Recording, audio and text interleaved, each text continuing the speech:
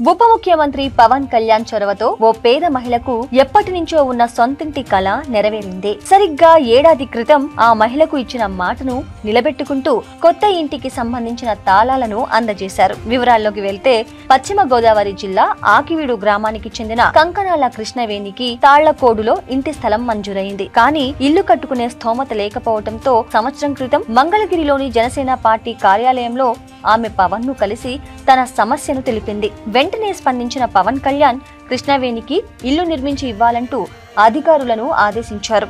వెంటనే జిల్లా కలెక్టర్ నాగరాణి తన పరిధిలో 1,50,000 రూపాయలు విడుదల చేశారు. హౌసింగ్ స్కీమ్ కింద 1,80,000 రూపాయలు విడుదల చేసి మొత్తం 3,30,000 రూపాయలతో ఇంటిని నిర్మించారు. కొత్త ఇంటికి సంబంధించిన తాళాలను కలెక్టర్ నాగరాణి స్వయంగా కృష్ణవేణికి అందజేశారు. ఈ సందర్భంగా కృష్ణవేణి ఆనందానికి అంతు లేకుండా పోయింది. డిప్యూటీ సీఎం కు ఈ సందర్భంగా ఆమె కృతజ్ఞతలు తెలియజేశారు.